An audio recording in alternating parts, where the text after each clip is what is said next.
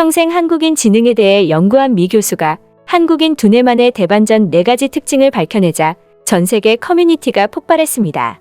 해외 네티즌들은 한국은 이게 진짜 가능하다고 라며 사실을 믿기 어려워했는데요. 한반도를 비롯해 아시아 연구의 석학으로 꼽히는 일라이자 미국 버클리대 명예교수는 한국을 비롯한 아시아 지역에서 매년 2~3년씩 번갈아가며 살고 있는 미국인이었습니다. 그는 최근 미국 버클리 대학교 수업에서 실리콘밸리 마운틴뷰에 있는 구글 본사에만도 한국계 직원이 500여 명 있는 것으로 알려졌다.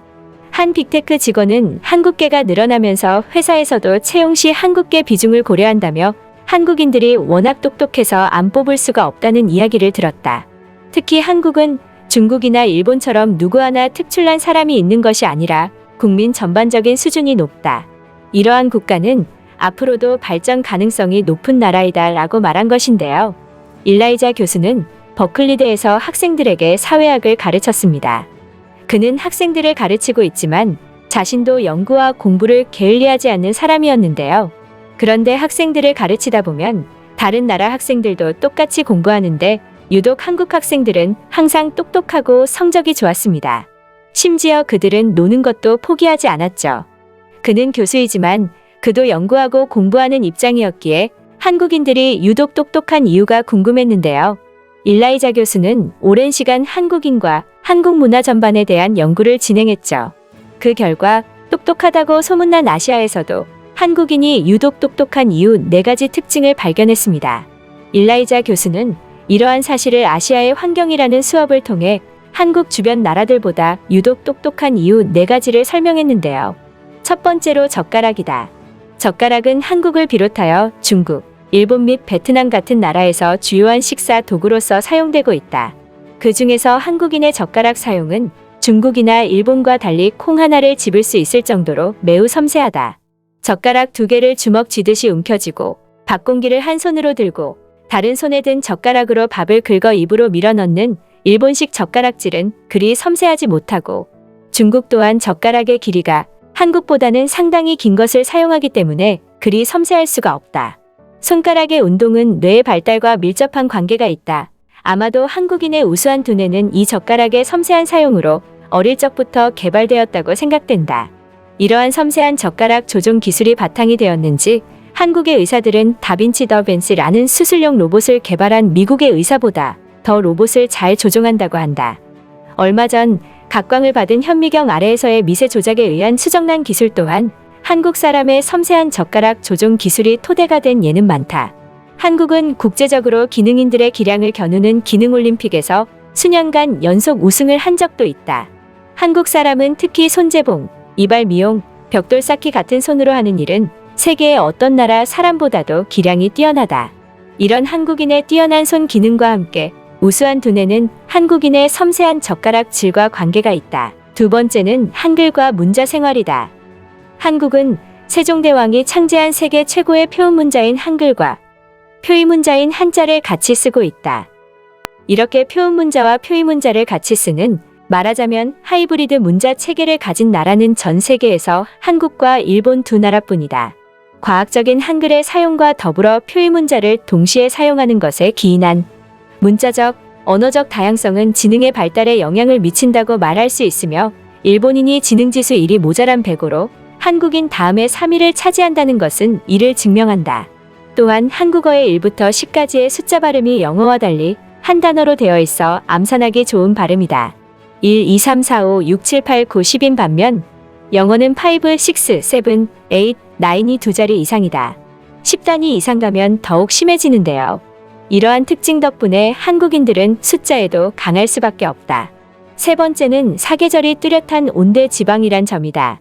세계에서 머리 좋은 2대 민족으로 분류된 몽골 투르크 계통과 게르만 계통은 봄, 여름, 가을, 겨울이 뚜렷한 지역에서 살고 있다.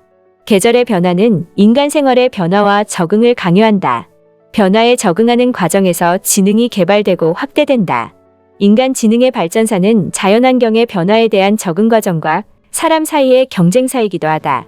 그러한 점에서 한국은 사계절이 뚜렷하다 못해 극단적이다. 이러한 환경은 한국인의 지능을 높이는 데 일조했다. 네 번째는 근친혼의 금기시이다.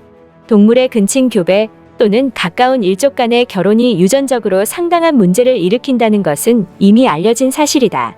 일본의 경우는 오누이 간에도 결혼이 가능한 정도이고 아랍계 나라의 경우 사촌 간의 결혼은 거의 당연시되고 있으며 심지어 종의 기원으로 유명한 찰스 다윈도 사촌과 결혼했다고 한다.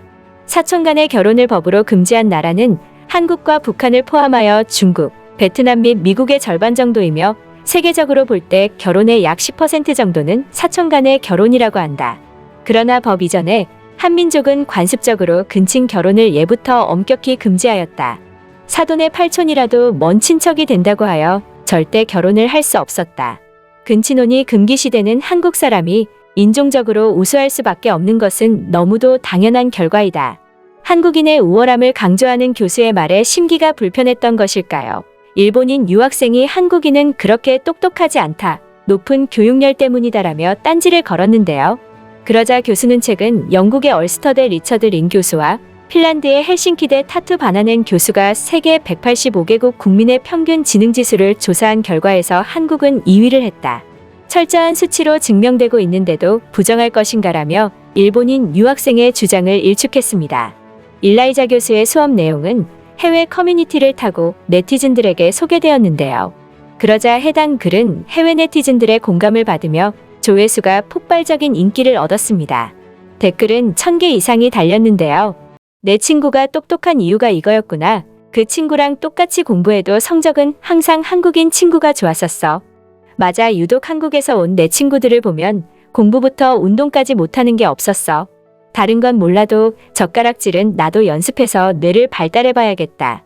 실리콘밸리에서 일할 때 나는 한국인과 일하는 것을 좋아했다. 그들은 책임감도 강했지만 3에서 4일 걸릴 일도 뚝딱 하루 만에 해결했다. 맞아, 내가 한국인 직원을 고용하는 것을 좋아하는 이유지. 한국인들은 한 번 설명해주면 한 번에 이해하고 업무에 바로 투입될 정도이다. 반면 중국인들은 아무리 설명해줘도 이해를 못하더라. 같은 동양인이라도 한국인들이 다른 이유를 이제 알겠다. 학교에서 여러 문제가 있으면 나는 한국인 친구한테 물어보지라며 한국인들의 똑똑함을 공감했습니다. 우리 사회는 전쟁으로 무에 가까울 정도로 폐허가 되어 아무것도 없었지만 우수한 인적 자원이 있었습니다. 그 결과 무슨 일이든 조금만 생각하고 손을 대기만 하면 곧 결과가 나타나게 되었죠. 우수한 인재들이 가득한 한국이 세계를 이끌어가는 나라로 우뚝 설 날이 기다려지네요. 영상은 여기서 마치겠습니다. 시청해주셔서 감사합니다.